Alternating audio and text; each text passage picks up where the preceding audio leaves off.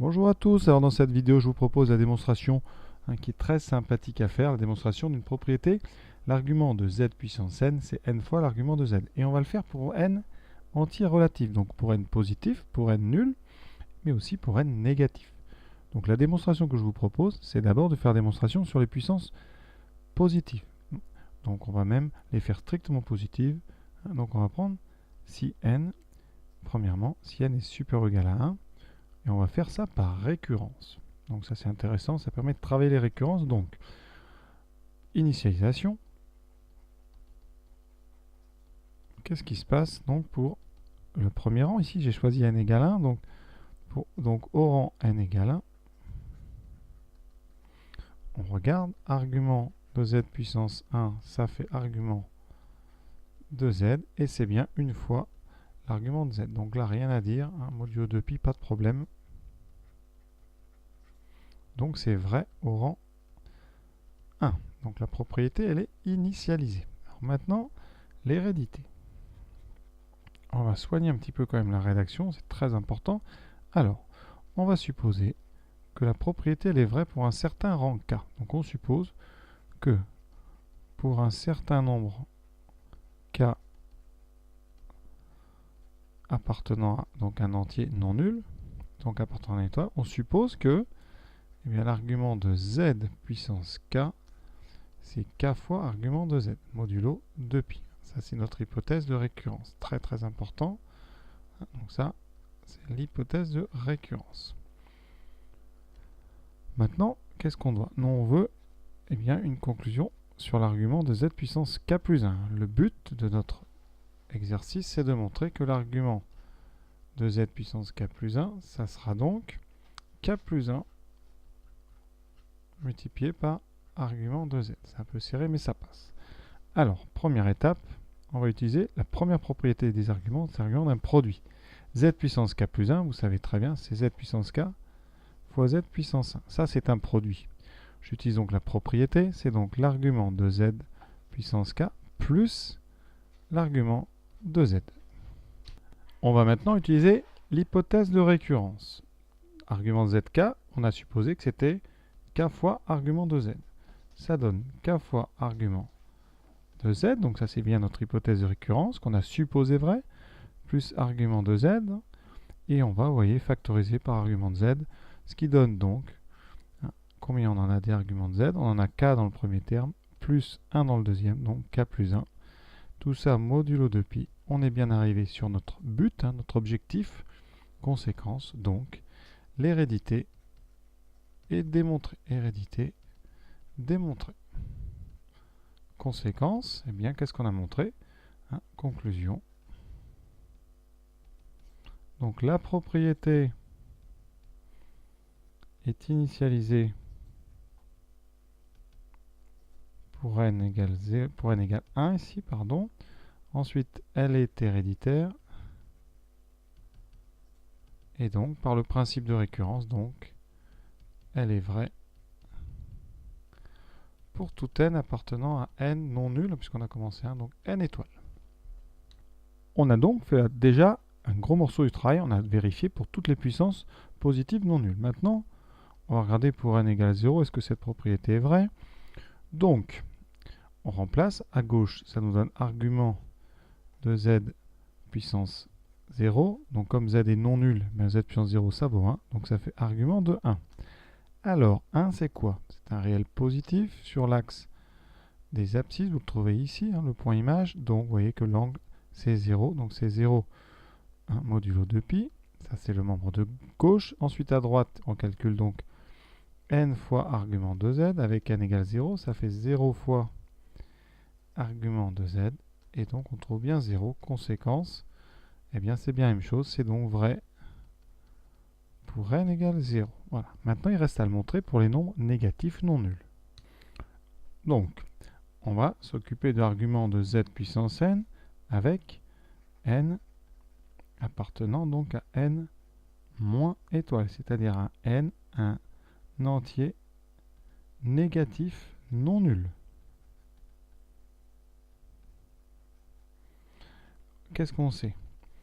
On sait que l'argument de z puissance n, donc c'est comme si par exemple, vous aviez z puissance moins 2. C'est donc 1 sur argument de z puissance moins n. Et qu'est-ce qu'on sait? Et moins n, comme n est négatif non nul, moins n appartient à n étoile. D'accord? Jusque-là, on est bon. Maintenant, 1 sur z puissance moins n, on va l'écrire autrement. C'est l'astuce. On va écrire ça sous la forme 1 sur z puissance moins n. On a tout à fait le droit, c'est les propriétés des puissances. Parce que 1 puissance moins n, effectivement, ça fait 1 sur 1 puissance n, il n'y a pas de problème, tout ça, hein, ça fait 1. Et donc, eh bien, on a une puissance ici moins n, puissance très importante. Ici, hein, ceci, c'est un exposant, hein, exposant positif. Même ici, positif non nul, mais on a démontré que quel que soit exposant positif ou nul, on pouvait le sortir. C'est la propriété qu'on a déjà démontrée. Donc ici, on peut sortir cette puissance qui est positive. Hein. Ça fait moins n fois l'argument de 1 sur z. D'accord? Pensez bien que moins n, il est positif. Et là, on a argument de 1 sur z. On a déjà démontré, deuxième propriété, que c'était moins argument, hein, ici, de z. Qu'est-ce qui va se passer? Il y a un moins ici, un moins devant, les moins vont s'annuler. Il nous reste n arguments de z. Et donc, on a réussi à démontrer que même si n était négatif, l'argument de z puissance n, c'est aussi n fois l'argument de z. Tout ça, toujours modulo 2pi.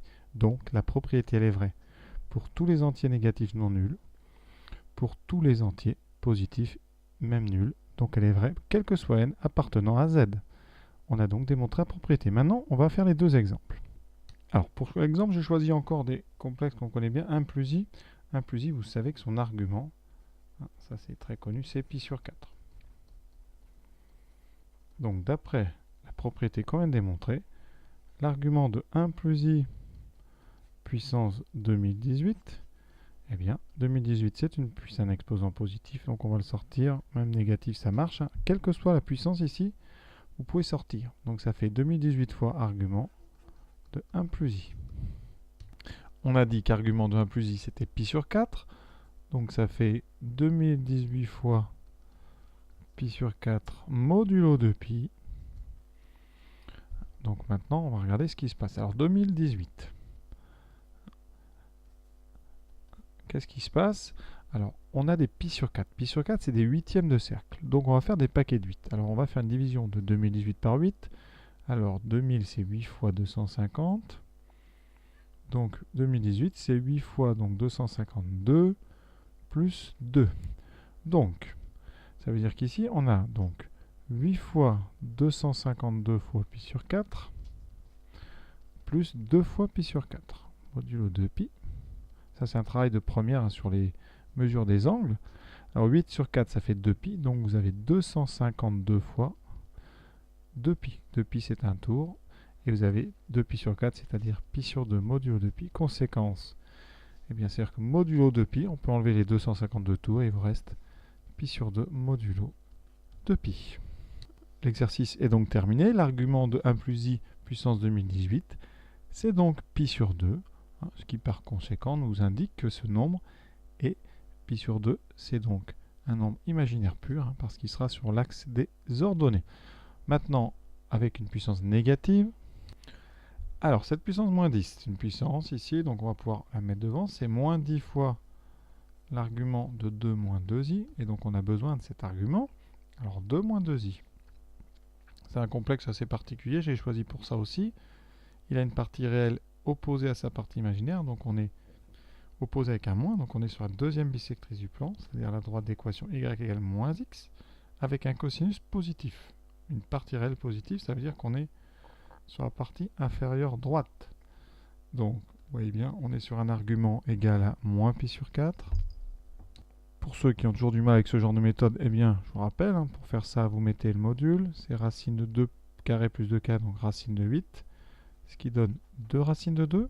Vous factorisez votre complexe donc par son module. Il vous restera donc 1 sur racine de 2 moins i sur racine de 2. Et vous cherchez un nombre réel dont le cosinus vaut 1 sur racine de 2 et dont le sinus vaut moins 1 sur racine de 2. Vous savez que vous êtes dans la famille des pi sur 4 avec un sinus négatif et un cosinus positif. Vous êtes donc en bas à droite, c'est donc, vous voyez, moins pi sur 4. Donc ça, c'est comment on le retrouve avec la méthode en 4 temps. Conclusion pour notre argument, donc c'est moins 10 fois, ou bien moins pi sur 4. Les moins vont se simplifier entre eux, ça fait 10 pi sur 4, donc 5 pi sur 2. 5 pi sur 2, hein, modulo de pi, mais on peut enlever donc 4 pi sur 2, il reste donc pi sur 2, modulo de pi, donc même résultat, vous voyez. Voilà, l'exercice, donc les exemples sont terminés, j'espère que ça vous a plu, à bientôt.